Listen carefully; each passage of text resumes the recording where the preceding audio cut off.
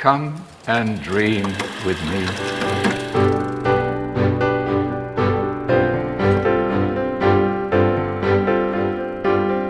Hello, welcome to What Do You Want to Watch, the Explosion Network's premier media podcast. Every week we get together to talk about movies, TV, and online content and help answer the question, would Django and Zorro be a bigger crossover than Godzilla and Kong? No. No, because I've seen it in the comic book already. I'm your host, Ash Shelby. Join me today, Dylan Blight. Yeah. I mean, you remember when Tarantino, there was rumors that they were going to do, like, there was rumors about that crossover movie years ago. Like I think a couple of years post Django, it was like they were kicking around potential of it with Tarantino writing the script and everything. But then I'm pretty sure, I read the comic books, I can barely remember them. But I'm pretty sure then the story he did turned into the comic book, or the idea of it. Something like that. Yeah, I'm just going off my head. I could be wrong. Don't take what I'm saying for fact. I mean, there was a comic book run called Django Zorro that was co-written by Quentin Tarantino with Matt Wagner. Yeah. And then it says in 2019, Tarantino had picked Jared Carmichael to co-write a film adaptation based on the comic series.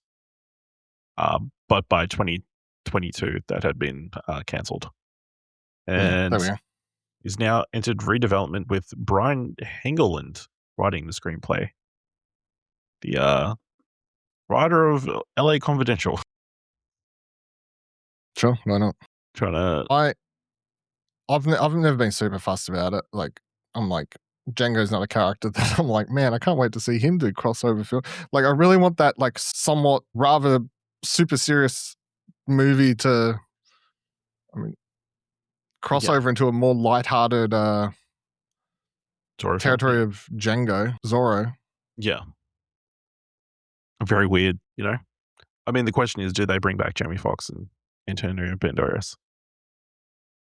I mean, you would have to, because that's how you make money. That's how you would, yeah.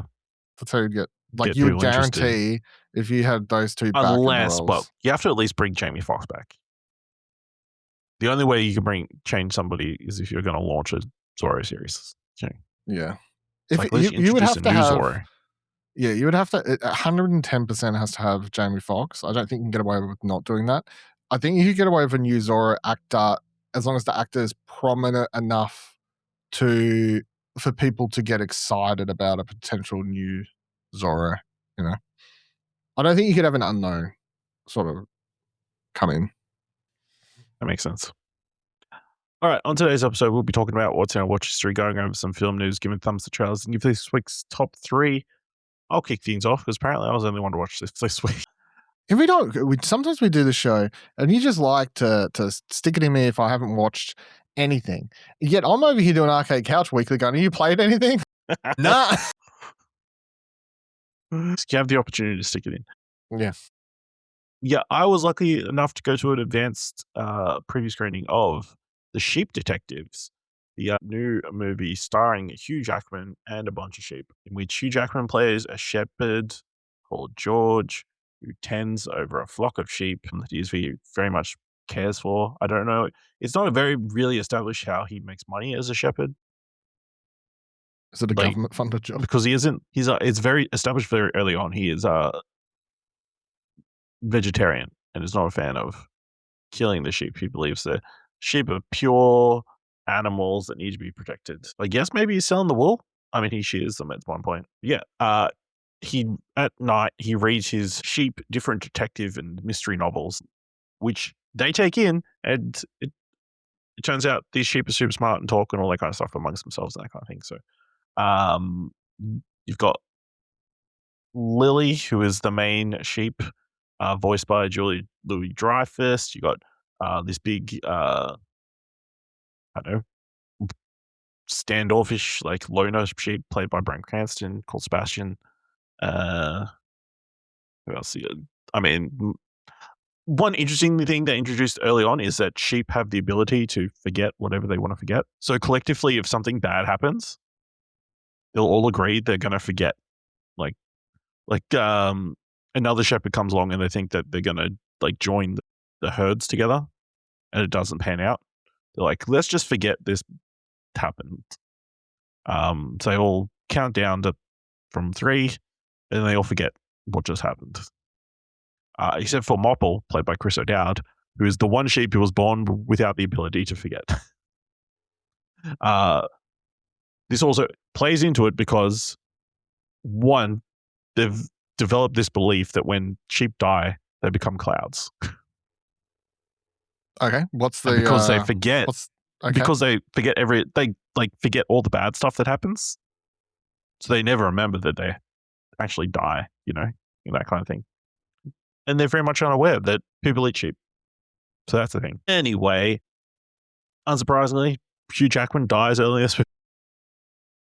I mean, that's in the trailer, isn't it? So. You've seen the trailer.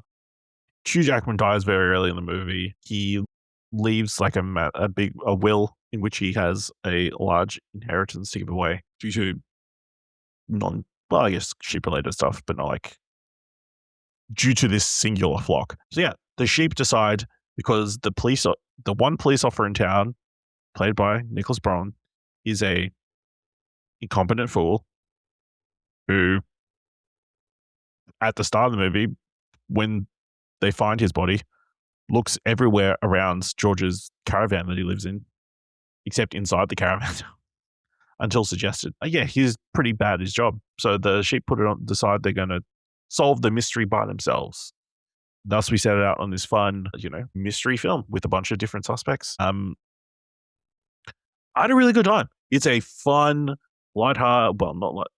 mostly lighthearted movie that is just quite enjoyable. It very much works as a mystery film, but then also works as like a talking animal movie. I think it's done really well. I assume there's like a mixture of real sheep and CGI. Like, I don't know if the sheep are completely CGI. Are they doing that, like the old school technique where they film animals and they just animate the... Here's the thing. I can't tell. It is so seamless that it could be either. Okay. It's not obviously puppetry in any sort of way. I imagine it's probably heavily CGI. You might imagine, just for continuity and that kind of thing. Like, because you can't get the same sheep. Yeah, it's much easier, and like you can't get the same sheep in every single shot, and that kind of stuff. So yeah, I think the mystery kind of is really fun. I think maybe I have one issue with the final reveal of like how they figure it out. But yeah, there's a fun cast of characters. Who they got? Molly Gordon plays George's estranged daughter. You've got Hong Chow is like the innkeeper. Nicholas Gallison is like a reporter who happens to come to town at the same time the murder happens and is hoping to break this big story. You got Colin Hill, who I haven't seen anything since he was in Game of Thrones. He plays the butcher. It's good. Yeah, it's a fun time. Hits you in the feels sometimes. Very sweet. Yeah, there's some interesting concepts and mythology created around sheep, I guess. Mythology of sheep. There's a thing where normally sheep are born in the spring. So they're spring lambs. Is that a real thing? I don't know if this is a real thing. It could just be a thing for the movie. Don't know enough about sheep. I don't know enough about sheep. But if a sheep is born in the winter, it's called a winter lamb and is generally shunned by the flock. So naturally, there is a winter lamb in the movie and is shunned by the flock, and it's just this little sad child lamb, who George loved, but none of the other sheep cared for, and would chase out of the barn. So it'd have to sit under a swing during the rain. It's very sad. All right, Sheep Detective. I would highly recommend checking it out. I think it's crazily got like a 97% on Rotten Tomatoes at the moment, I think. Which isn't surprising because I feel like it's a very feel-good kind of movie that used to be a big hit back in the day. So hopefully this is successful. Yeah, so The Sheep Detective coming out into cinemas this Thursday. All right, Dylan, we both finished watching Maul Shadow Lords. We're going to have a big discussion over on Holocron Entries, our Star Wars podcast, but do you want to just give your quick overall thoughts on Maul Shadow Lord? I would have to maybe... We only finished it obviously today. Today's May the 4th by Star Wars Day shoutouts. So we only just finished today, so maybe give myself a little bit more time. But I also think that for me, I'm very much sitting on I think this is the best thing they've done in ages. At least, I don't know, I'd have to look at the list of Disney Plus Star Wars stuff that's been released to make sure I haven't think. But obviously, really liked Acolyte was the only other thing that pops up to recent memory over the last like several years. So I don't like not counting like Andor's obviously number one. It's gonna like That's I'm the just sort qualified. of As long as you discount Andor. yeah. And look, and I don't think that This can is be the best thing with lightsabers in it since. yeah, maybe that's it. I just think I sort of sit Andor in its own like S plus tier category and leave it there, and then judge everything probably be else untouched, yeah. accordingly. I don't. So yeah, I should You clarify. do need I to don't- qualify though. Yeah, and I'm not taking Andor out of account. I think this is the best thing they've done in quite some time. The only other thing is, yeah, so as I was saying, like, obviously we quite enjoyed Acolyte and they cancelled that. So I just think that week to week, I was just getting 40, 45 minutes, whatever it works out to be, of just really good combination of, like, every episode had great lightsaber shit in it. And people love lightsaber shit, and quite often lightsaber shit is what ruins Star Wars. However, I think all of the lightsaber stuff in this and the fights and choreography and it's very good. The show looks amazing, animation quality and that has some standout, really badass moments from a bunch of characters throughout it. And then all amongst that, the series manages to add a lot more to Maul as a character, which again is just continues to just be one of the best things that Lucasfilm, the animation side in particular, of course, has managed to do since the Clone Wars onwards. And then by the end of the series, I mean, we've got a really, really interesting new character, or like one in particular. But, there's a couple that are continuing on into the second series, but obviously there's one standout character left at the end of this that really exciting to see the direction that they head in.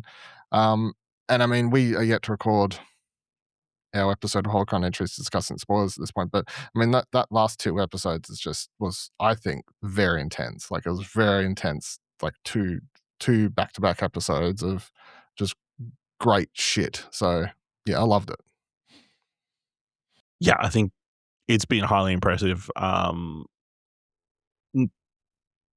I feel like maybe there could have been a little bit more character work or like character development and that kind of stuff. But if you like your TV shows full of action and plot, this is the show, because it's got a lot of action and plot and not much super deep diving into characters and that kind of thing. So, yeah, super pretty, so incredible. The final two episodes, very surprising. Definitely setting up where the show is going for season 2. And is definitely filling in the gaps of Maul's story. There's like giant swaths of time between certain moments that he appears and that kind of thing. So, yeah. All right. Check out Maul Shadow Lord, which is currently on Disney Plus.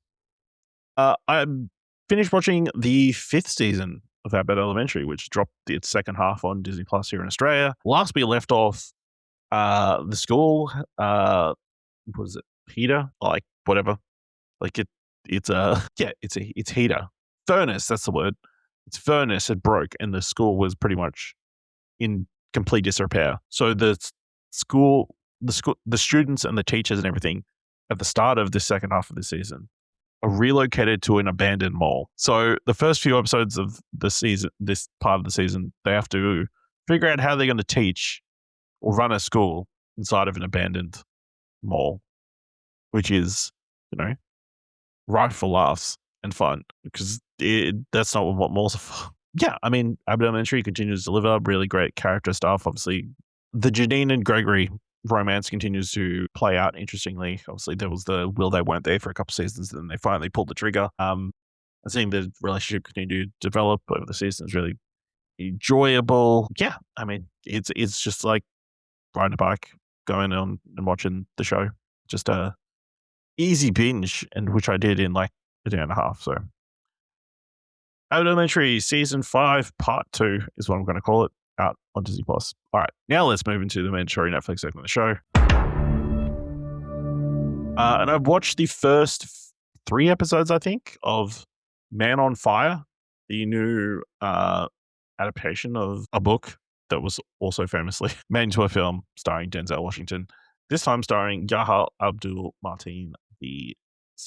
He plays John Creasy, who was introduced at the start of the film as a series as a special forces veteran, but after mission that goes terribly wrong is now terribly plagued with PTSD and drinking heavily and struggling to get through life. Like the start of the series, he drives his car into a brick wall after removing the airbag from the steering wheel. So not in a great space when you start the series. But he is asked by friends to come work for him in Rio. So he relocates to Rio at the start of the series. But then a massive terrorist attack happens that his friend is killed in, and is now set about, one, helping his daughter who witnessed the attack get back home, and also find out who was responsible and take them out. I'm really enjoying it so far. I mean, it is a little bit, feels like a lot of these series, like the one that instantly comes to mind is the Jack Ryan series, or like, Night Agent or The Agency, or all those kind of spy military-esque things that, they go to another country and they have to deal with some sort of hassle, and then they work their way through whatever situation, which sounds like every show. Yeah, I think it's enjoyable. Yahal Abdul Martin II is like an incredible presence on screen, and like just seeing him like in the fight sequences and all that kind of stuff is really fun. Alice Braga plays like a chauffeur that I guess chauffeur would be a term, who he befriends and gets to help him. And then you've got the daughter played by Billy Boulette, who's been in a few things. She's really good. And yeah, obviously she's dealing with her family getting killed after the hotel her parents were living in gets blown up. So, I mean, not much to report other than it's pretty good. I'm enjoying it so far, and it's on Netflix. All right. One other thing we both watched a film, the latest animated film to come to Netflix, Swapped. We'll be doing a deep dive over on Animated Wonders, which you can check out soon. But Dylan, do you want to give quick thoughts on Swapped?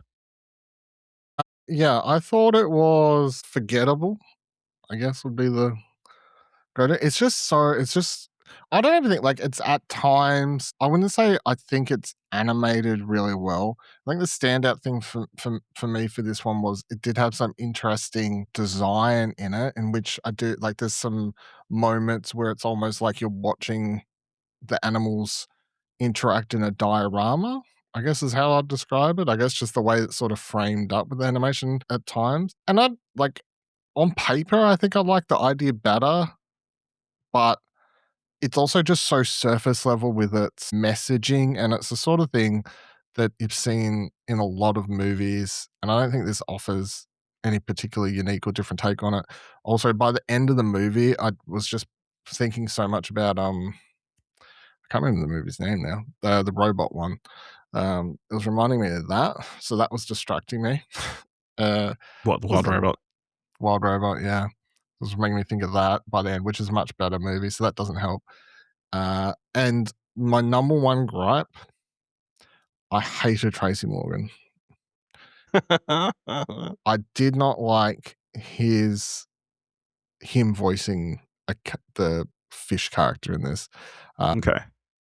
And it really, and by a certain point in the movie, I found it grating, and without getting the Wow. spoilers, but that really annoyed. Like, I just felt like maybe casting someone. This is an overall improve my thoughts on the movie, but I did find it really annoying, casting decision wise. Yeah. Otherwise, maybe for kids it's a bit more fun, but for me, super forgettable, but sort of fits Netflix's bag. I thought it was all right. It is very surface level. It is. I mean, at one point they like distinctly, like, straight out say what the message of the movie is. Yeah, that was the worst part. Right there at the end, literally goes, and you know what I've learned while you're on your phone scrolling TikTok? Someone can say it out loud. You know what I've learned during the course of this movie and been paying attention to? But yeah, I feel like there's interesting ideas here, and maybe they take so long setting up the film that maybe they didn't have enough time to explore any of the themes.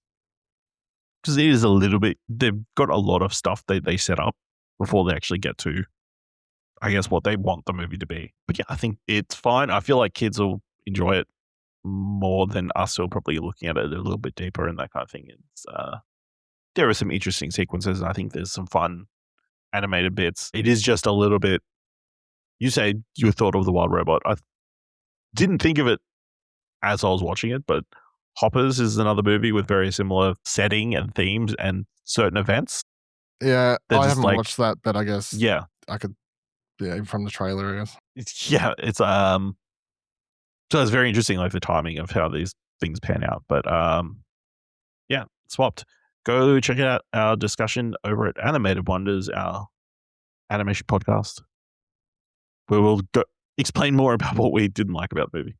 All right, there's everything in our watch history. Let's move on to a little bit of film news. Interesting story to kick things off. Greta Gerwig's Narnia film at Netflix has been moved to 2027, and now with a wide theatrical release, reading from IndieWire, Gerwig's Narnia movie for Netflix is being pushed out of 2026 into 2027. And there's a silver lining. The film will now be released with an expanded wide release. Gerwig's film, which is now titled Narnia the Magician's Nephew, will release in IMAX globally in a wide release on February 12th, 2027, with sneak peeks beginning in IMAX on February 10th. It will then release on Netflix on April 2nd, the streamer announced.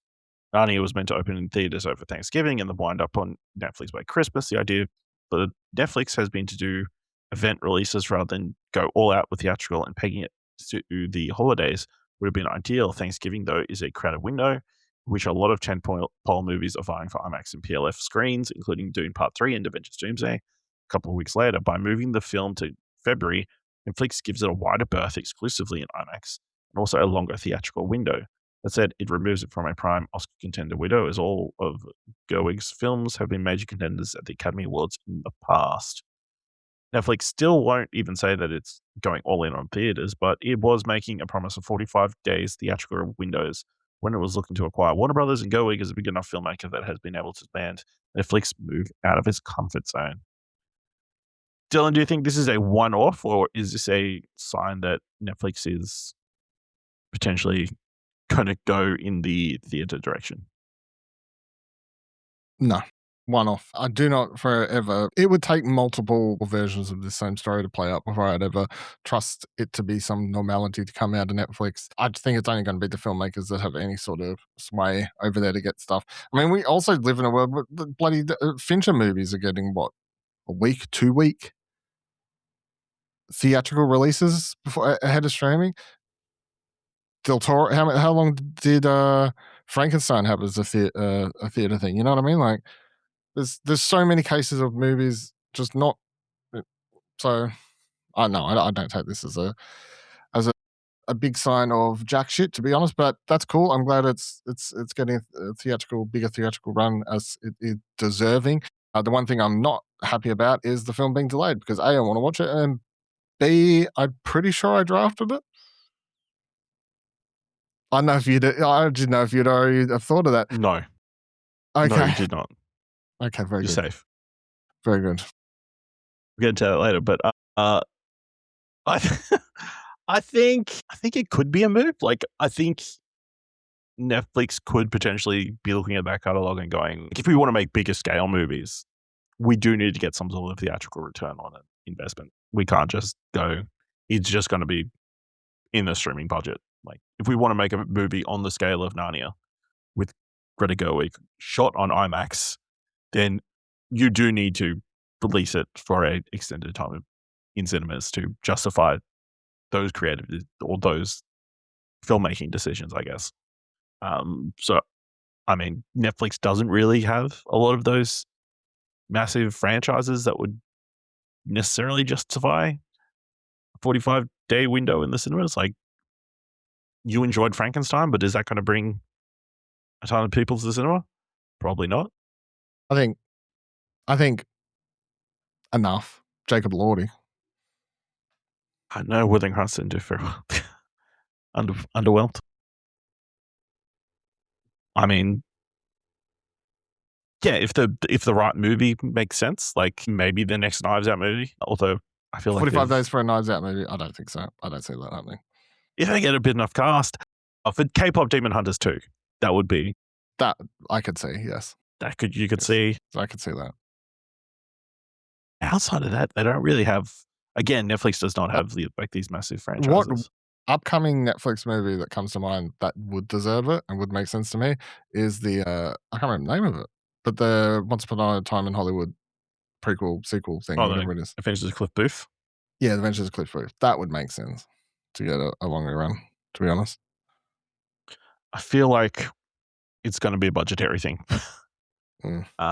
More than anything else, so as to whether it justifies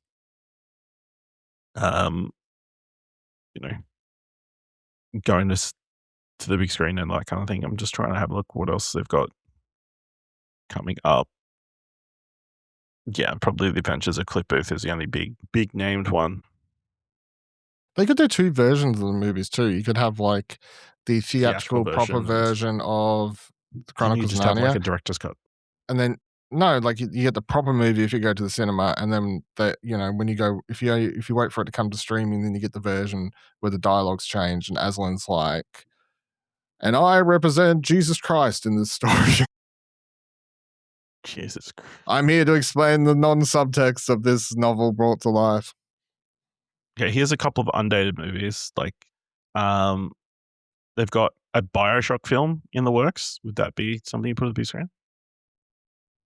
A Hannibal movie, like Hannibal the historical figure. The Luther sequel.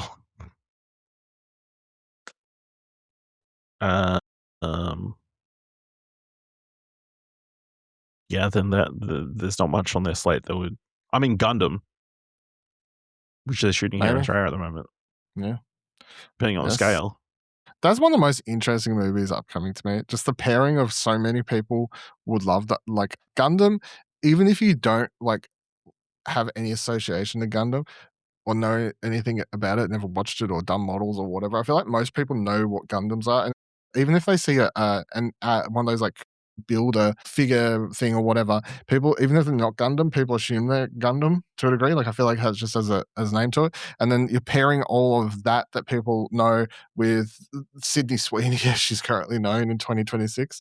What an interesting little movie that's going to be. But yes, I did see she was in Australia. Now today. Sydney on Sweeney. You want to come on the show? Sydney in Sydney. I saw her post. Sydney in Sydney. Watching the Sydney Swans. Yeah. Really funny. Hilarious. I giggled my heart out. But yeah, I guess, if Narnia is massively successful at the box office, that could change things, They could change their thought process. They could do more big budget risks, much in the way that, like, look at an A24 that is trying to take some big swings with Elden Ring and that kind of stuff. Like, it's possible, is all I'm saying. That this isn't the only one we'll get in the future. Although, if you're going to shoot an IMAX, you just have to show it in IMAX for a long period. Yeah, there is a degree of, we shot this film on IMAX so you can watch it at home. So you can watch it on your phone. Okay, what is the fucking point of any of that? Moving on, this week, the Oscars made a bunch of rule changes to a bunch of their categories and criteria. I'm reading from Variety. The Academy of Motion Pictures Arts and Sciences has approved a substantive slate of new and updated rules for the 99th Oscars set for 2027, showing its evolving standards around eligibility, authorship, and global inclusion. Headlining the updates is a notable shift in the acting categories. Performers may now receive multiple nominations in the same category if their performances rank among the top 5 vote getters, a move that finally aligns the acting category and the rest of the ballot. The change has the potential to neutralize some of the presumed category fraud, at least from actors with 2 performances in play in the same year, which a campaign team strategically pushes one turn into supporting to dodge a vote split. One of the most notable examples was Kate Winslet's 2008 run, which she campaigned in the lead for Revolutionary Road and supporting for The Reader, winning Golden Globes in both. By the time Oscar nominations were announced, The Reader had been elevated to lead and Revolutionary Road was shut out. She would eventually win Best Actress. Under the previous rules in place until now, if a performer landed in the top 5 2 performances in the same category, the higher vote getter would be declared the nominee and the other would be removed. There's a fair assumption that both of Winslet's performances were in the top of the 5 of her given year. Dylan, what do you think of that change? I have no problem with it. But Dylan, you're all about sharing the love, like giving more people, opportunities to be nominated, Yeah, yeah, yeah. There is a degree. Yeah, it's a hard mix because I sort of want both things. Like I would like there to be. So I'm sort of like do this and then increase the nominees would be my ideal scenario. I think because I don't honestly if someone's if an actor gives if an actor so happens to release and star in two movies in which they are two of the best performances of the year, I Why I'm not sort of both? okay with them. Yeah, I'm sort of okay with one. Like if it is legit two of the best performances of the year, and you're doing like, oh my god, I have to pick between two, but they're honestly this person's gave two like the top two performances both came from the same person. Good on them. You know what I mean? So I don't, but at the same time, I'm like the sort of my perfect scenario would be I'm okay with this, but then add a few more nominee slots. Yeah, that's not going to happen. No. Yeah, I think it's a good move. I guess like they said, like bringing it in line with a lot of the other categories in which John Williams can get nominated for best score for multiple films and that kind of thing. Why shouldn't actors be the same thing? I mean, it is a very rare occurrence that it's like that anyone this would will be happen. nominated for two Yeah. films. I think the most recent example, they mentioned in the article, Sebastian Stan, the year he was in The Apprentice, but then also in A Different Man, both of which I think were nominated at the Golden Globes. So there's a few examples of, but it's not going to be like a regular occurrence. No. And Michael B. Jordan nominated for two characters. But I also feel like you wouldn't want to be nominated for two films because then, are you splitting the vote in the, when you're actually in the category? Is it harder to win the award when you've got two films that you could be picked for? Yeah, because there is an element of popularity also in the category. Yeah, but I mean, if people are placing you in position 1 and then position 2, it's only if they're putting you 1, 4. I don't know if it's preference, but just one. I can't remember. It might just be one vote. Okay, I'm just thinking about how we do it and how that's a better system, but that's fine. I think it is preference for like there is a preference element to the nomination process, but like not the final vote. But yeah, I mean, there's also, you could also say like, if you eventually have to decide one performance is better than the other performance at some stage, so why not before the final category? But the most annoying thing would be if you're an actor and you don't want to say it out loud, but I'm sure you would have a preferred of the two things you were nominated for. End of the day, you can say whatever you want, but I would never believe someone who says, no, I love both these roles, amazing, they both mean so much to me. Deep down, you have one that you prefer to win for. There's no way. We'll have to ask someone who's been nominated twice in the same category. Was there one you wish you won for? That'd be crazy. What else was announced?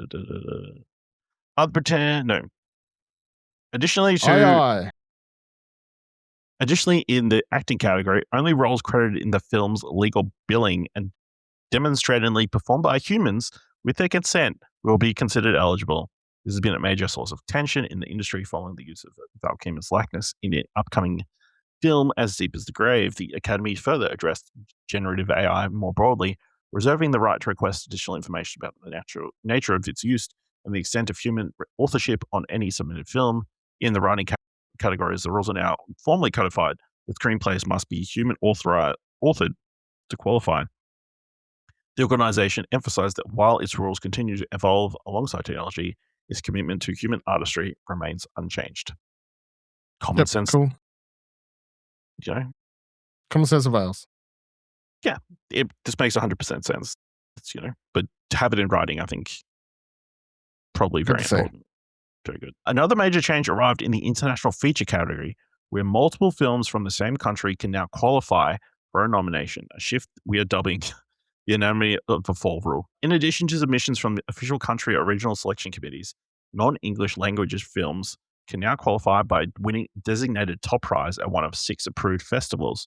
The qualifying festivals and prizes are the Berlin International Film Festival, Busan International Film Festival, Cannes Film Festival, Sundance Film Festival, Toronto International Film Festival, and Venice International Film Festival. That means this year's Gold Bear winner, Yellow Letters from German director Ilka Katek, but performed in Turkish, can now breathe a little easier regardless of whether Germany or Turkey opt to submit it. The rule offers a real pathway for films passed over by their own countries' submission committees. The most notorious recent example was Justine Tourette's French legal drama Anatomy of a Fall, which won the Palme d'Or but was not selected to represent France for the Academy Awards. Yeah. Well, Yeah. yeah, Makes sense? no one makes sense change. Well, I mean, it makes sense, but also it's like only just slightly moving. Like, there's still going to be that element of what if there's 3 great films from the same country? You know what I mean? Yeah, I mean, and I'm sure there will be, but at least it's a move to the better then. A move to the better. And yeah, I mean, that seems like a pretty fair selection of festivals to include. Probably like highlighting them, those 6 festivals now above a lot of other ones too. Like, that's the one you want to make sure your film's in to potentially earn a slot, to make yourself instantly eligible, making those festival prizes more valuable, I guess. But yeah, I think that's a good move. There's also another adjustment to the category. As a result, the category's crediting structure is also being tweaked.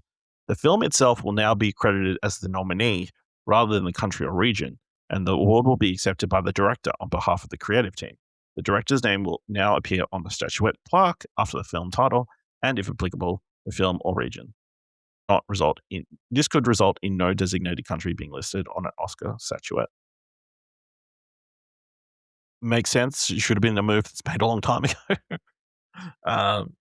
Yeah, it should be well, I mean, my only thing is, like, should it go to the director? I mean, at the end of the day, the best international feature films still just a best picture award, and it's always viewed as it's the best movie. So how I don't really So know it should why go to the it's treated. producer.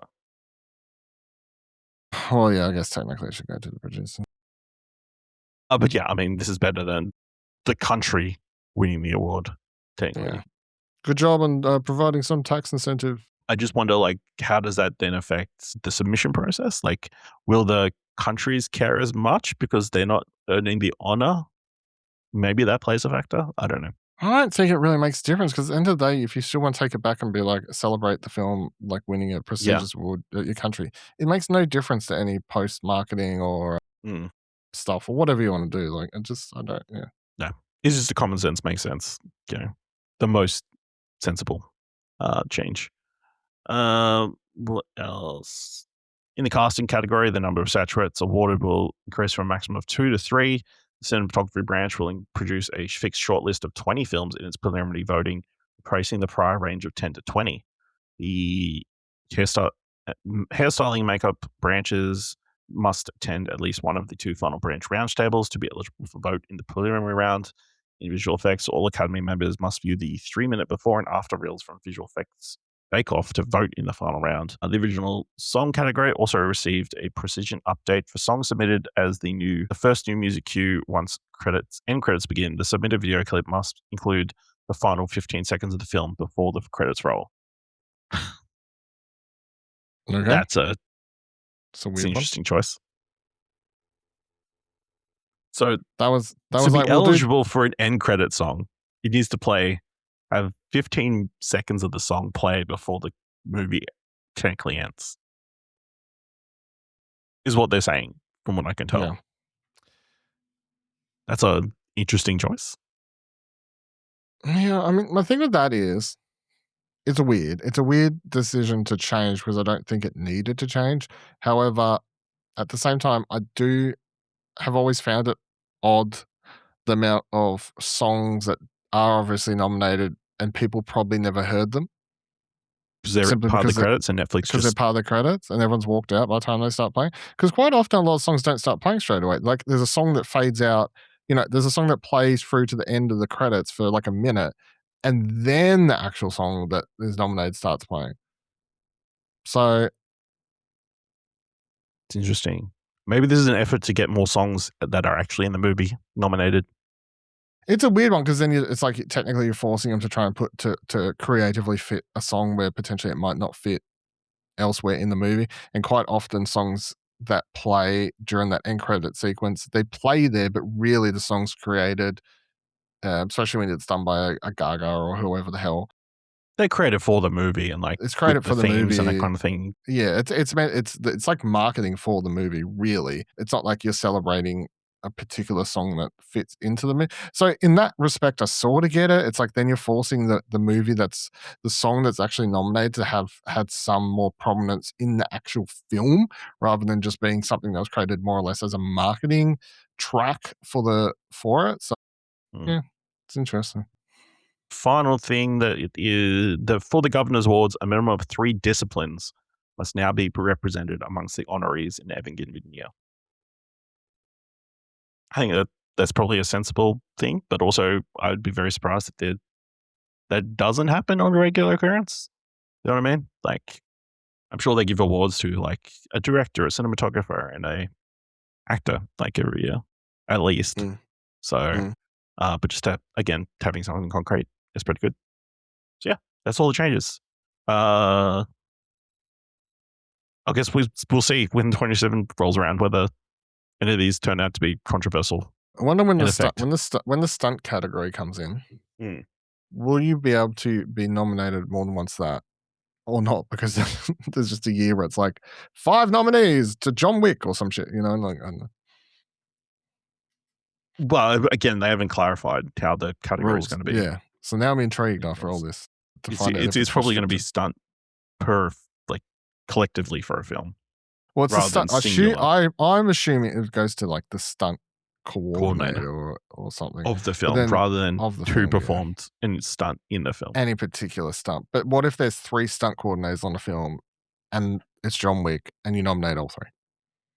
Well, it'd be collectively. It's like there could be multiple, I don't know, costume people on the same thing, or production designers, or visual effects people. You know? True. Moving on, speaking of can't, it's time to make some more choices in this year's What Do You Want to Watch movie fantasy game. Of course, early at the start of the year, we made a bunch of draft picks of films to be included, in which we earn points based on Metacritic score and box office performance. We are now, 5 months in? And today we'll be picking 2 extra films that will premiere at Cannes to include on our, teams. Let's give a quick points update. As it sits now on the before mentioned 4th of May 2026, Dylan is sitting on 44 points, and I've got 78 points. What do we do? What fucked me? Well, who? No, hold on. Nothing's fucked me. I wouldn't say anything is fucked you. Maybe Wuthering Heights, which only came in at a 55. So anything over a 60 earns points. Anything under a 60 loses points. Still great. Still got a new Charlie album out of it. You did. Both of your wildcard picks have come out already, and neither have done well. Reminders of Him got a 49, and the drama got a 59. While the drama performed well for its box office, it's not in the top 10 box office films of the year so far. So, whereas me, on the other hand, have 3 of the top 5 highest grossing movies of the year so far on my list, which will probably drop off as the year goes along and more movies come out and earn more money than... Did you pick Michael? No.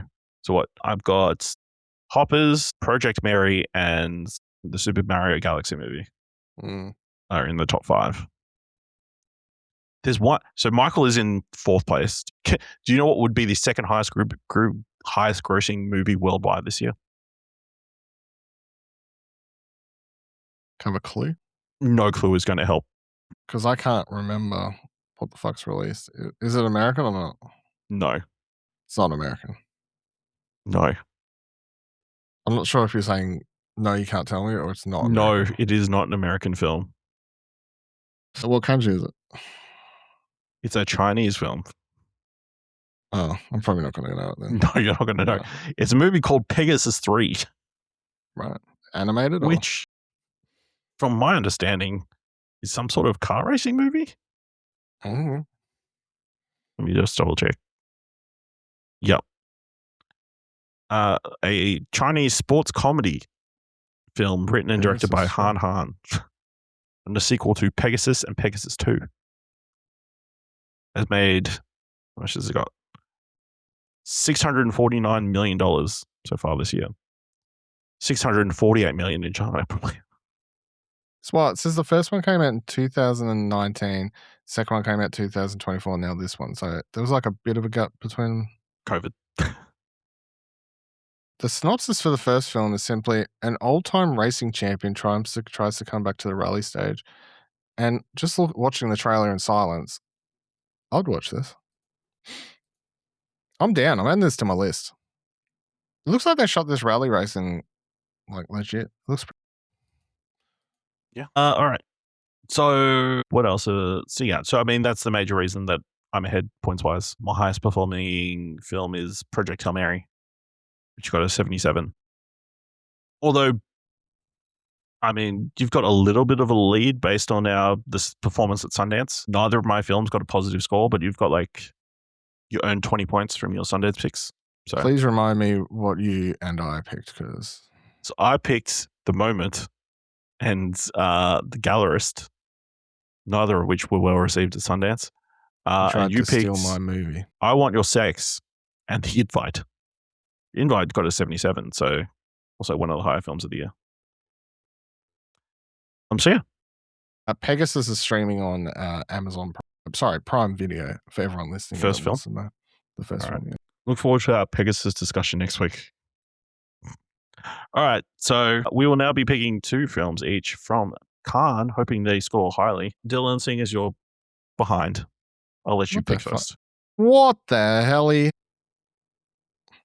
Why don't I write down 3 movies? Did I just Well, that put in worked one out because in case I steal one? Is that why I've wrote down 3 here? I guess so. I just looked. I'm like, I wrote down 3 for some reason. I'm gonna go Her Private Hell, which Okay. is the new film from Nicholas Winding Refn. Oh, okay. His first film since, I don't know, 10 years ago with the was it Neon Demon? The Neon Demon? A Neon Demon? Neon Demon. Some formation of those words. I don't really know what it's about. All I know is it's a film from him, and he's a director I quite enjoy, and he has had a break from his when I did what he did 2 Amazon Prime series, I think, in between. Something like that. Yeah. But he's got a cast for this one. So, we've got Charles Melton, which everyone loves, Sophie Thatcher, everyone loves, and then a bunch of other people as well. But you've got 2 big, I think they're 2 standout. Diego Calva's in this, Dougray Scott, Havana Rose Liu. Yeah, I'm keen. It's got posters so far. I don't know, it just looks like it's going to be sex and violence, I'm sure. Okay. Interesting. I've gone with a film called Hope. It's directed by Na Hyung Jin, it's got Alicia Vikander and Michael Fassbender and Taylor Russell in the cast. Apparently, it's about a sci-fi thriller. The premise is in the remote village of Popapa, near the fortified, demilitarized zone, when a target is suspected to have pitted local police chief Bom Seok is alerted to throws the community into chaos. What begins as a local emergency suit spirals into a deeper, more terrifying mystery, one that forces the town's residents to confront the unknown. It's currently the frontrunner for the Palme d'Or from pure speculation online. So I've gone with that one. I had this on my shortlist. All right. Dylan, what is your second film? So then my second film will be Teenage Sex and Death at Camp Misama.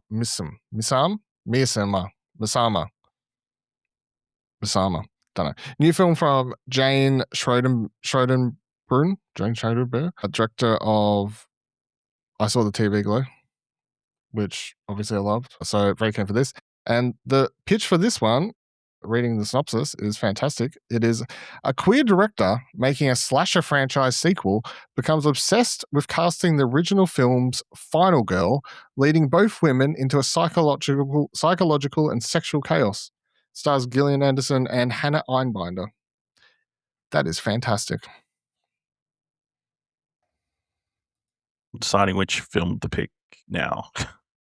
What did I steal? Was that on yours? No, like I had a few choices, so I was like narrowing it down. Look, man, lock it in. I just had 3. You stole 1. Done. 2 left. I will go with Fjord, which is their new film from Christian Mungiu. No shit. He directed 4 months, 3 weeks, and 2 days, which is a previous Cannes winner. This film starring Sebastian Stan and Renato Rinsby, who, if she's in the movie, it's probably going to be pretty good based on her track record. It's about a Romanian father, the Gahiri family with a Russian, Romanian, and Norwegian mother have moved to the mother's birthplace, a remote Norwegian village, and befriending the neighboring Hallberg family. When the family is suspected of disturbing behavior regarding their children, their lives are thrown into chaos as become the center of scrutiny. That sounds like some crazy con shit that critics will love, so I'm going with that one. Were there any other films at Cannes that caught your eye, Dylan? Not like I remember the name off the top of my list. I don't have the page open anymore, to be completely honest. I mean, another choice, what I have? I had Fatherland, which is a new film by Paweł Pawłowski, which stars Sandra Hüller, and she's got a pretty great track record at Cannes as well. Called Fatherland. Paper Tigers, the new film from James Gray, of course. Hold on, Director Andy Garcia's directorial debut. Yep, that's going to be there. A few. His film's called Diamond. What's the other? Someone else has a directorial debut at Cannes, I think. I can't remember seeing one, but I might have not noticed. John Travolta's original film, first directed film. I did Propeller One-Way Night Coach. It's about Scientology. It's based on a 1997 children's novel of the same name. Cool. Young aviating enthusiast Jeff and his mother embark on a cross-country flight to Hollywood that transforms into a life-changing journey filled with unexpected moments. Probably shot on his plane. Didn't have to hire one. So, yeah, I'm sure we'll be surprised. I mean, the other one, all of a sudden, the latest film from Ryusuke Hamaguchi, director of Drive My Car, is at Cannes. So yes, I did see that, and that was a reminder that I still haven't sat down to watch Drive My Cars. One day. Yeah. So those are the movies that are going to be at Cannes Film Festival that we'll probably hear about for the next 6 months. Well, let's talk about stuff that's coming up sooner. Hey, Ash? Yeah. Let's talk about some stuff coming in cinemas sooner. Am I right? Yeah. I've never done that before. I've always thought maybe I should steal your thunder with your transition. Fuck you, I did it. That's what you get for making fun of me at the start of the goddamn episode with the I haven't watched anything. See? All right, you want to start shit? I'll fucking take control of the reins. You know what I mean? No one how's a segue? I'll fuck your segue. This is thumbs of trailers. You can find all the trailers we're about to talk about in the show notes below. All right, kicking this off, we've got House of the Dragon Season 3, developed by Ryan Condal, starring Matt Smith, Emma Darcy, Rhys Ifans, Steve Toussaint, Sonoya Mizuno, Fabian Frankel, Olivia Cook, and a bunch of more people. As Rhaenyra prepares her final assault on King's Landing, Aemond assumes a ruthless command at the capital, oblivious to the fact that a scarred and vengeful Aegon II has secretly plotting his own return to power. Dylan, what do you think of this latest teaser trailer for House of the Dragon Season 3? One up, one down. Teaser trailer, just very like, hey, here's the vibe, here's what's happening. Kind of forgot some things that had happened, to be completely honest, until I watched the teaser trailer, because I was like, oh yeah, old mate was stuck out in a caravan and whatever you want to call it, horse and wheels, cart and wheels. What am I talking about? Anyway, yeah, I forgot until I was watching a teaser, and I was like, oh yeah, that's what sort of happened. It's been a while since the last season. Hey, yeah, it was fine. Nothing. I didn't get like super amped or anything, I guess, which maybe I was supposed to when they start showing a bunch of people fighting towards the end. But yeah, I mean, obviously still can, but. Yeah, I'll give it 2 thumbs up. I think it does what it's required. Doesn't get you super hyped, I'll admit, but I think it's a fun reminder of all the characters that we're likely to see and all that kind of stuff, and get kind of teasers. As people have pointed out, some fan favorite characters from the books are going to come into the show. The Starks are going to be introduced for the first time in this series. We get some fun fight bits and speeches and all that kind of stuff. I really like the music in this trailer. It sounded very un-Game of Thrones like. With Doesn't mean it's actually in the show. You know what I mean? Yeah, that's true. Trailer music. It could just be trailer music, but really it reminded me of Across the Spider-Verse when the Spider-Man 2099 comes on. It's like, what an impression. That was I nailed that. House of the Dragon Season 3 will be coming to HBO Max on the 21st of June. Of course, you can follow along after each episode as we discuss it over on our Game of Thrones podcast, South of King's Landing. And if you're doing a catch-up, go listen to South of King's Landing. If you're doing a rewatch or catch-up, either one. It's a helpful resource. Next trailer.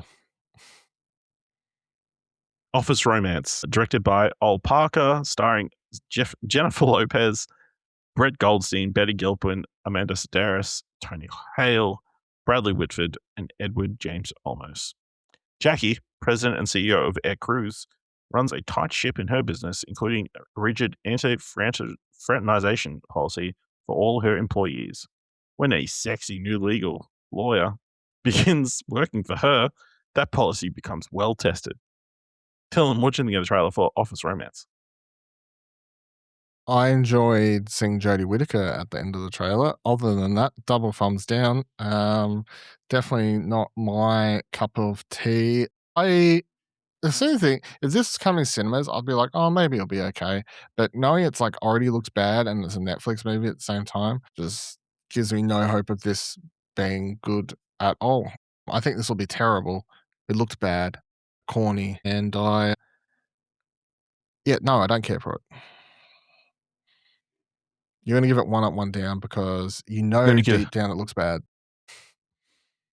I'm going to give it 2 thumbs down. I think it does one of the, number one sins of movie trailers and gives away the entire movie. Mm. I think it goes through beat for beat the entire plot of the movie, and it's just very surprising that in 2026 a movie trailer would do that. Although I guess that's kind of the only way you could possibly sell this movie. I like the cast. Everybody looks all right, but I don't exactly have high hopes. It's very, very well worn tread territory. But also, like you, I was very surprised to see Jodie Whittaker pop up right at the end of this in a very Small unlike her role, I guess, against type. If the only type you've seen of her is Doctor Who. So yeah, I look forward to watching her bits on TikTok in the months afterwards. That's my favorite way to watch movies. Or the best bits of movies. Have you watched someone explaining them to me on TikTok?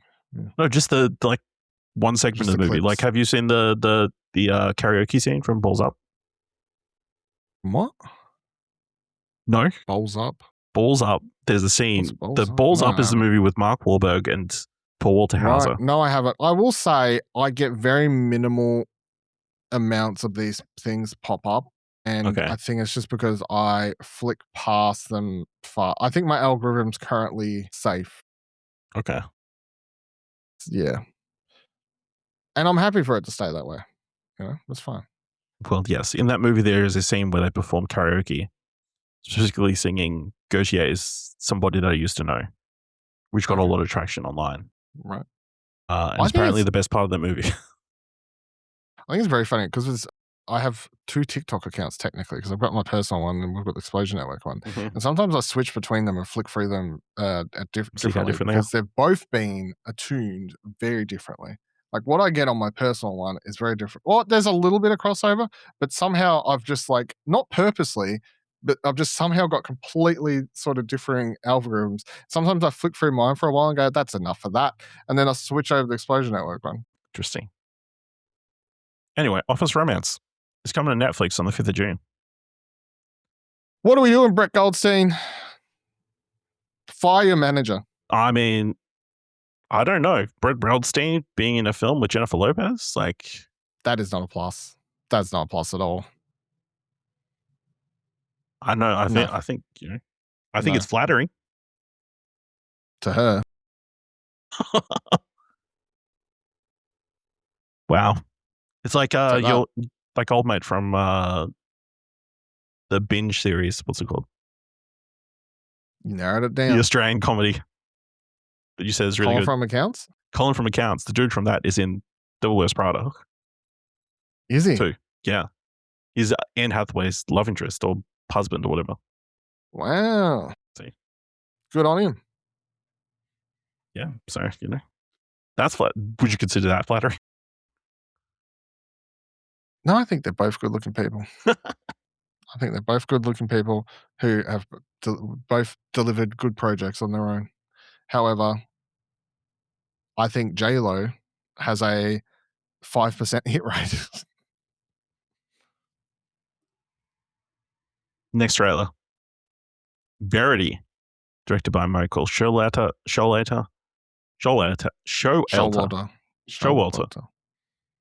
Should be two W's. Should be Show and then Walter. Anyway, starring Dakota Johnson, Anne Hathaway, as we just mentioned, and Josh Hartnett. Lauren Ashley is a writer in need of work when she is contacted by Jeremy Crawford. Jeremy's wife is best-selling author Verity Crawford, and due to a mysterious accident, she is unable to finish her successful book series. Jeremy asks Lowen to complete the series, and while working on it, she discovers a manuscript that raises questions regarding Verity's psychological well-being and possible links to her publications. Dylan, what did you think of the trailer for the latest Colleen Hoover adaptation? Double thumbs up. I'm keen. Now, I said, I think when we talked, you gave this would you want a vest, I think? Mm-hmm. Is where it's in a rumor, and I think I said I'd invest in then. So I'm standing by my thoughts, which is that the whole, like, if you just take it at the Colleen Hoover surface level, you're like, this will be bad because all the movies are adapted and they turn into 50% Metacritic films. However, between the cast and the director, I was like, that's just enough. But surely something more exciting is going on here. And this trailer is very intriguing. I don't really know what the fuck's going on, but I'm all about it. Yeah, 2 thumbs up. I think it's obviously this is a teaser trailer, so it doesn't give too much away about what the plot or any of that kind of stuff is, but like it sets a tone, certainly. Anne Hathaway looks very creepy in this movie, despite kissing another woman, which should be like appealing, but it seems like the scariest shit ever. So yeah, it's just a wild. Kissing a woman is scary. I'm alright, brother. Got it on, man. Kissing someone when you don't realize you're kissing them is pretty scary, I'll put that out there. It's just obviously tonally very different to any of the Colleen Hoover stuff we've got so far, and also very tonally different from Michael Showalter, like the last movie from the director of Wet Hot American Summer, director of Wet Hot Big Sick American Summer, The Big Sick, The Eyes of Tammy Faye, and Oh What Fun, the Christmas movie. Comes this, very different. So. Excited to see how this one pans out. This one is coming to cinemas on the 1st of October. Next trailer is for One Night Only, directed by Will Gluck, starring Monica Barbaro, Callum Turner, Maya Hawke, Julia Fox, King Princess, Ben Marshall, Z-Way, Molly Ringwald, and LeVar Burton. 2 strangers try to find love on the one night a year when premarital sex is legal. Dylan, what did you think of the trailer for One Night Only? Very excited. Double thumbs up. This looks like a good time. I love the concept. I love the early 2000s rom-com vibe that we're going on. I love that it doesn't look like it's been shot like shit. I think the cast is really exciting. Obviously, Monica Barbaro, loved her in the Complete Unknown. Callum Turner was really good in, as much as I didn't like the movie, The Eternity. He was really good in that. And then other people in it, Molly Ringwald, but then also got like Maya Hawke is in this and Julia Fox is in this, which I'm excited about. So Julia, yeah, I'm getting double thumbs up. Yeah, 2 thumbs up from me. I think it is like the chemistry is like palpable right from that first like 30 seconds of the trailer. And that sequence like pretty much sold me on the movie, and then you get the rest of it, which is a pretty interesting concept, I guess. The idea being that This is the one day of the year that single people can just have sex with other single people. So everybody online's going, it's the rom-com purge. Yeah, pretty much. Yeah. So, or the sex purge. Sex purge, yeah. That sounds like something So, else, but you know. So the bit with her friend, like meeting a random dude waiting for the bathroom and then them Yeah. going to go have sex. Very amusing. Yeah, it this looks is like Trump's America. This is Trump's America. Listen, I'll be honest. Monica Barr in that dress, very impressive. Gonna get me to spend my $20 to go see it in the cinema. So Wouldn't be scared to kiss that girl. Am I right, bro? no, I'd still be scared. One night only. Come to the cinemas, 6th of August. Last trailer for this week. Jackass, Best and Last. Directed by Jeff Tremaine, starring Johnny Knoxville, Steve-O, Chris Pontius, Weeman, Prentice, Preston Lacey, Dave England, Danger Aaron, Poopies, Zach Holmes, Jasper Dolphin, and Rachel Wolfson. Follows the Jackass crew as they perform their final series of dangerous stunts and pranks, marking the end of the franchise. Dylan, what did you think of the trailer for Jackass Best and Last? Double thumbs up. Obviously, I'm super excited. Jackass, huge part of my life. I think I'm going to predict that they have some big emotional montage or like thing that plays out at the end. And I'm expecting to cry, to be completely honest. So that's what I'm stepped in and strapped in for. Because the thing is, and I've been doing a rewatch of a bunch of things, and I hope I'm going to try and write an article between now and the movie comes out. But my whole thing and why I really want to do a rewatch is because if you didn't grow up with these things and view them, I have a very specific view of this, which is it's not my enjoyment and love for this doesn't come from the stupid shit they do, although it is quite funny. It's the people, the camaraderie, it's them laughing at each other, not so much that's gross or oh my god, like how dangerous that was, or you know what I mean? Like it's sort of and just what it represents, this sort of very like 90s, early 2000s era that definitely doesn't exist in our world at the moment. I don't think there's something to the equivalent of this, it's like that punk rock sort of movement of fuck the system, we're just going to have fun. I don't know, so that sort of thing. So, Jackass, huge part of my life, and yeah, very excited to watch the movie. Yeah, I'll give it 2 thumbs as well as a recent convert to the Jackass stuff. We did a road to Jackass Forever, which you can check out on a podcast feed or probably easier to find it on YouTube. So, watched all the movies now. Yeah, I think clearly they're going for nostalgia. They're clearly setting this up as the final thing. I think it's interesting, like the opening of this trailer, like going through all the members and like specifically bringing up Bam and like also featuring him in another clip in the trailer, like seeing as he's not going to be involved. No, so so the film is half and half. So it's going to be half old footage, half reused, or stuff that hasn't been shown before. And half new stuff is what Johnny Knoxville said. And Bam has signed off and agreed on all the old stuff and all stuff that wasn't used before being in the film, but didn't want to shoot any new stuff. Okay. Yeah. I mean, that would be my only thing. But I mean, thematically, it makes sense. Is like, this is the last time. Remember all the people who were here before. So remember when they were all young. But yeah, we get slight glimpses at some of the pranks that they're going to pull on each other, including a one-up on the bungee toilet.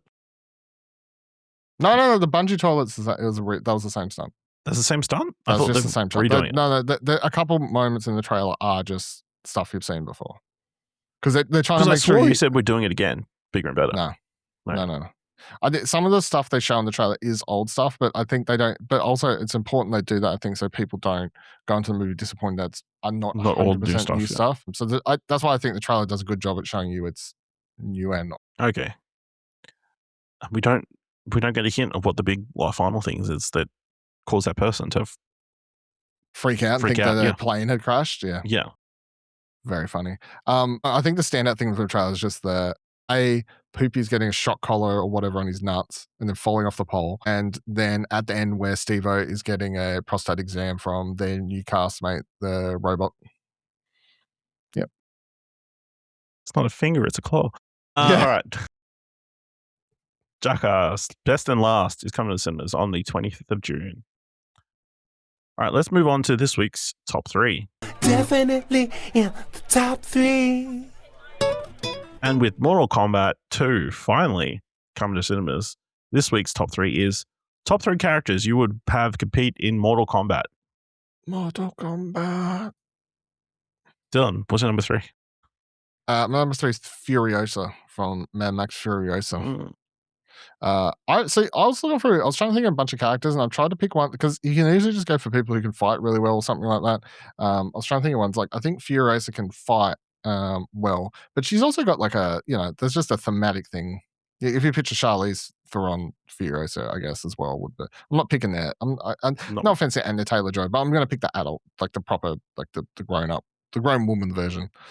So the one who's bringing through the most shit, the hardened version. Yeah, so I mean, maybe you could down the line you do a $6 skin character pack, get the Anya Taylor-Joy one. But interesting. Quick question: how did you tackle this? Are you imagining them in the game, or the way I put it, I was imagining them in the situation? But either one works.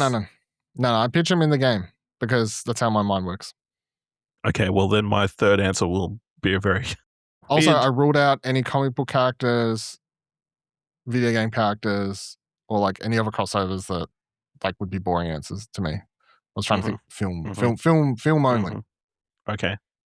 My number 3 are the Minions. They're indestructible, weird dudes, tiny yellow dudes. Imagine the juxtaposition of them and fucking Bakara with his weird face and knife arms. My list is going to sound... I just can't believe I just went Furiosa to you going... They would just annoy them into killing themselves, when they got the friendship mentalities, it'd be really nice. So, the Minions, that's my number 3. Okay, yeah. Dylan, what's your number 2? Number 2 is John Wick. Okay. I mean, that was my first thought when I read the question. I went, "Oh, John Wick," because most prominent current, I think, action star character, movie star that go hand to hand combat, gun to gun combat, whatever. My man, puts the bullet shield up, goes in, like I can picture it all now. Also, again, I just kept picturing them in the video games. So, yep. Okay. Yeah. So my number 2 is Invincible from Invincible, which probably now. But she has a fucking video game that just came out, a fighting game. Once again, I thought about this as who's going to defend Earth from the nether worlds in Mortal Kombat? Who do I actually want to have fight in Mortal Kombat to protect us? Top 3 characters you would have compete in Mortal Kombat from any film or TV show. Yeah. And you're literally going up to the Minions slightly different. It's fine. I'm going to send these yellow motherfuckers down there to pretend us because they're invincible. Not because they can save us and win a fight, but because they won't die. I mean, is it not dying half the battle? No. Eventually they just give up and they go, these guys aren't doing shit. We can just move on. No, I don't think it works like that. I think Invincible, probably a little bit of cop-out because Omni-Man was in the most recent, or one of the more recent Mortal Kombat games, so that's probably what the tie-in is. But yeah, he's super strong and is willing to kill, so, as opposed to Superman, who would probably be a natural other choice, but, he's not willing to cross that line. So we got Injustice. Same with like Batman. He would not be able to actually kill somebody.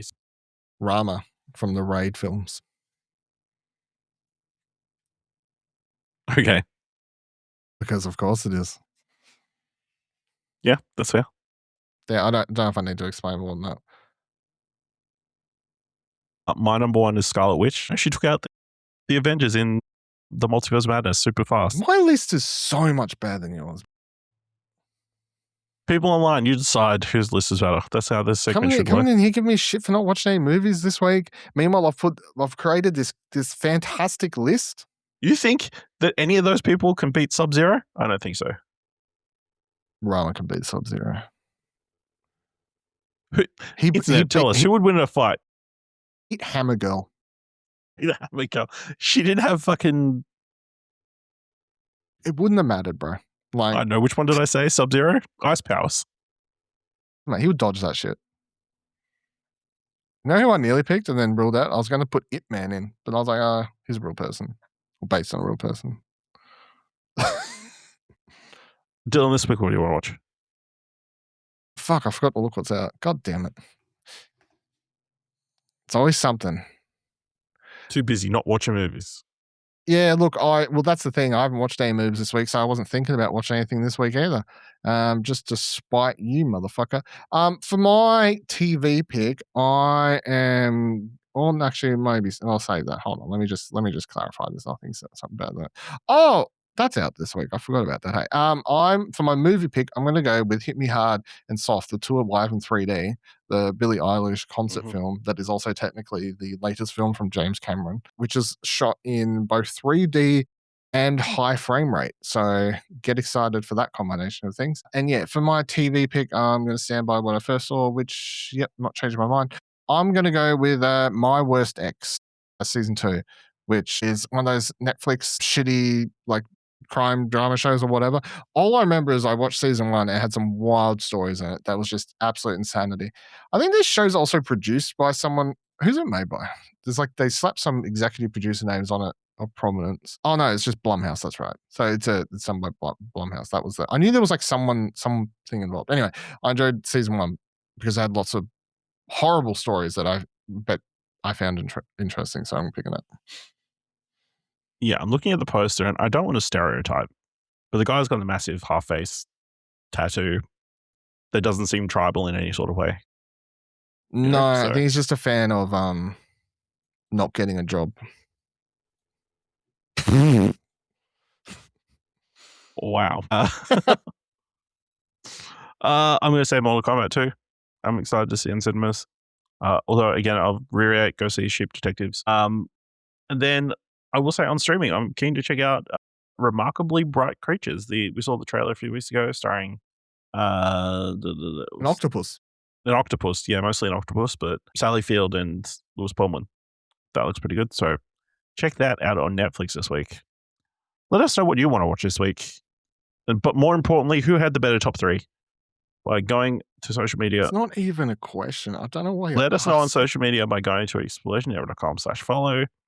If you want to help us out here at What Do You Want to Watch, leave us a review on Apple Podcasts and Podchaser. Leave us 5 stars. You can leave 5 stars. Just tell people about the show. And if you want to help us out at Explosion Network with all our other podcasts, like the aforementioned Holocron Entries or South of King's Landing, head on over to explosion.com/support. Thank you very much for listening. Until next time, keep watching stuff, I guess.